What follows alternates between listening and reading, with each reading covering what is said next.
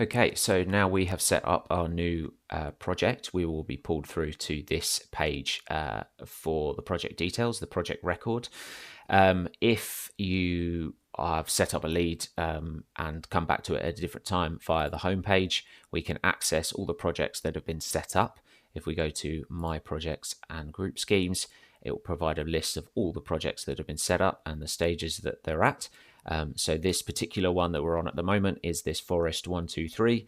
It's the lead stage.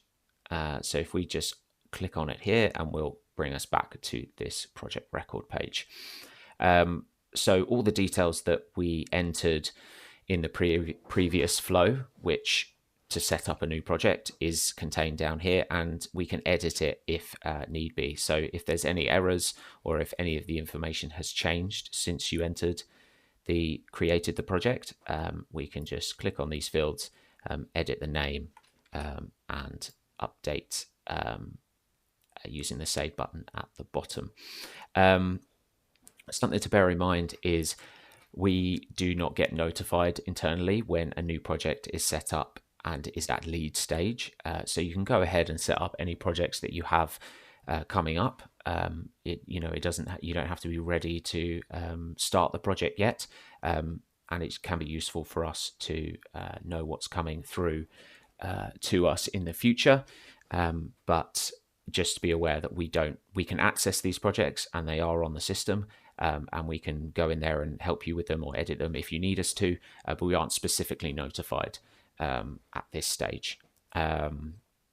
So we've got the key dates here down here as well, and also the landowner information. So if you need to change who is signing the contract and who is paying the invoice for us, you can edit this down here and enter the relevant details as required.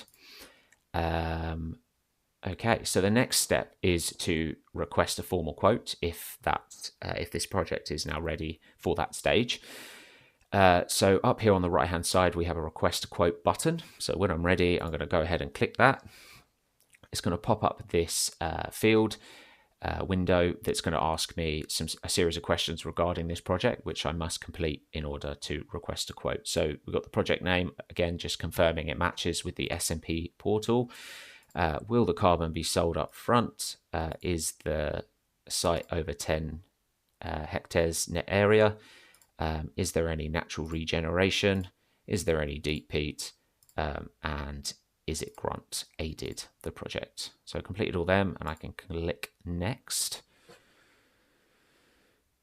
And you'll see that the project has moved from lead stage to quote requested stage. So that will now trigger a notification internally to the Soil Association letting us know that a quote has been requested for this project.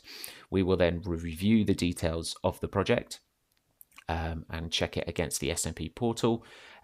Please make sure that we are assigned on the SMP Global portal before you request a quote so that we can assess that information. So if you just go on the portal and you click the validation verification body, you can choose the Soil Association.